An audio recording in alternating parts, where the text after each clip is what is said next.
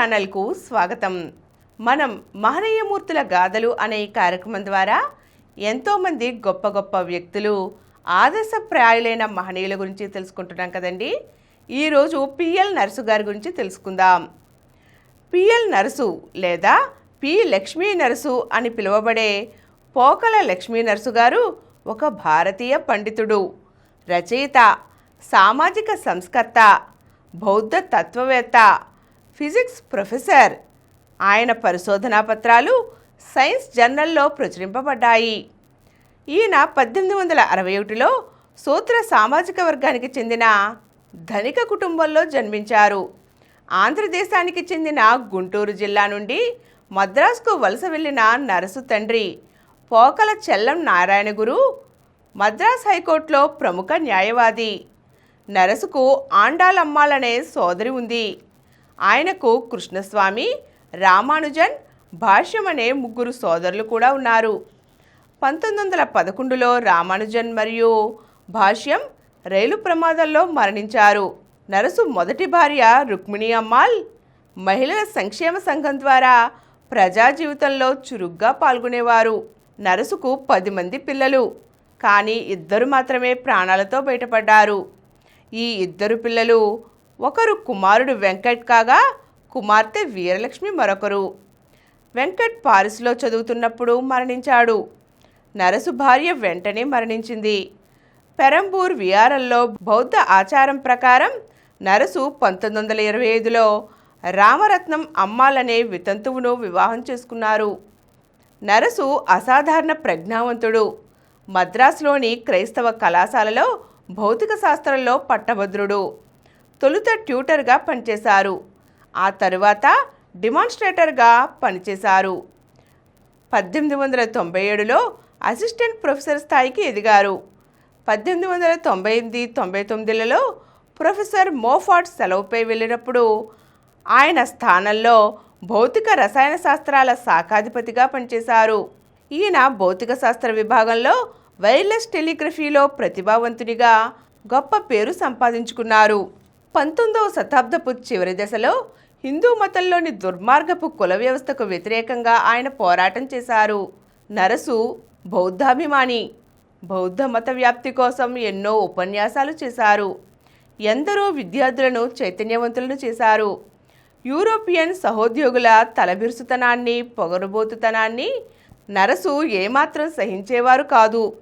మేధస్సుకు సంబంధించిన విషయాల గురించి నరసు యూరోపియన్ ఉద్యోగులకు ధీటుగా సమాధానం చెప్పేవారు. ఆయన ఏనాడు తన ఆత్మగౌరవాన్ని యూరోపియన్ ఉద్యోగులకు తాకట్టు పెట్టలేదు. నరసు ఆత్మాభిమానం, దేశాభిమానం గల వ్యక్తి. గొప్ప విద్యావంతుడు కూడా కావడంతో కొద్ది కాలంలోనే మద్రాసులోని పచ్చి అప్పాస్ కళాశాలకు ప్రిన్సిపాల్గా నియమితులయ్యారు. సాంకేతిక విద్యను ఆశిస్తూ విదేశాలకు వెళ్లే విద్యార్థుల కోసం నెలకొల్పబడిన national fund and industrial association అనే సంస్థ కార్యకలాపాల్లో చురుగ్గా వ్యవహరించారు. నరసు శ్రీలంక సందర్శించడం జరిగింది. శ్రీలంక వెళ్ళిన తర్వాత నరసు బౌద్ధునిగా మారారు. శ్రీలంక నుండి ఇండియాకు తిరిగి వచ్చిన తర్వాత బౌద్ధమత వ్యాప్తి కోసం ఎంతగానో కృషి చేశారు. ఆయన 1930లో పెరియార్ ఈవి రామస్వామి నడిపిన హేతువాద ఉద్యమంతో అనుబంధాన్ని పెంచుకున్నారు. సంఘ సంస్కరణ పట్ల మక్కువ కలిగిన వారు కావడంతో అతనికి బౌద్ధమతం ఊరటనిచ్చిందని చెప్పవచ్చు. ఆ రోజులలో హిందూ ధర్మంలో ఉన్న సామాజిక అసమానతలు, కుల వ్యవస్థ దుర్మార్గాలు, మూఢ విశ్వాసాల వలన విసిగిన జనాలు ఎక్కువ మంది క్రైస్తవ మతంలోకి వెళ్ళేవారు. అయితే ఈ పరిస్థితిని గమనించిన ప్రగతిశీల వాదులు మత మార్పిడి వలన సామాజిక ఉద్యమాలు చేయడానికి అడ్డంకిగా తయారవుతాయని భావించారు. క్రైస్తవ మతం కూడా హిందూ మతంలోని బాల్య వివాహాలు, విధవా వివాహాల నిషేధం వంటి దుర్మార్గాలను ప్రోత్సహించేది కాదు. తొలి దశలో హిందూ దుర్మార్గాలకు వ్యతిరేకంగా నడిచిన సామాజిక ఉద్యమాలకు క్రైస్తవ మతం కూడా మద్దతు ఇచ్చింది. నరసు సోదరుడు సామాజిక సంస్కరణల ఉద్యమాల ప్రభావంతో ఒక విధవరాల్ని వివాహం చేసుకున్నారు. పండిత అయోతీదాస్, ఎం సింగారవేలు, పిఎల్ నరసులు దక్షిణాదిన బౌద్ధమత వ్యాప్తికి సాక్య బుద్ధిస్టు సొసైటీని స్థాపించారు. నరసు పండిత అయోధ్యదాస్ సింగరవేలు 1890లో అనగారిక ధమ్మపాల ప్రారంభించిన మహాబోధి సొసైటీతో కలిసి బౌద్ధమత వ్యాప్తి కోసం పనిచేశారు. నరసు బౌద్ధమతం గురించి అనేక వ్యాసాలు, పుస్తకాలు వ్రాసారు. వారి ఆలోచనలను ప్రోత్సహించడానికి సాక్య బౌద్ధ సొసైటీ ది ఎసెన్స్ ఆఫ్ బౌద్ధ అనే పుస్తకాన్ని 1907లో వెలువరించింది. ఈ పుస్తకానికి జపాన్లో భారీ డిమాండ్ ఉంది. చెకోస్లవేకియా విదేశాంగ మంత్రి జిమ్ మొసారిక్ నరసు 1916లో వ్రాసిన బౌద్ధమతం అంటే ఏమిటి అనే పుస్తకాన్ని చెక్లోకి అనువదించారు. నరసు వ్రాసిన పుస్తకం బౌద్ధమతానికి మార్గదర్శిగా పరిగణించబడింది. ఆయన 1930లలో religion of modern Buddhist in the early 1930s అనే పుస్తకాన్ని వ్రాసారు. కులంపై 1922లో ఏ స్టడీ ఆఫ్ క్యాస్ట్ అనే పుస్తకాన్ని వ్రాసారు. నరసు 1910లో దక్షిణ బౌద్ధ సంఘం సహాయంతో మద్రాసు బౌద్ధ ప్రజల జనాభా గణన చేశారు. 18,000 మంది బౌద్ధులు మద్రాసులో ఉన్నట్లు కనుగొన్నారు. బౌద్ధ మతాన్ని ప్రోత్సహించడానికి నరసు వివిధ ప్రదేశాల్లో ఉపన్యాసాలు ఇచ్చారు. 4 బౌద్ధ సమావేశాలను నిర్వహించారు.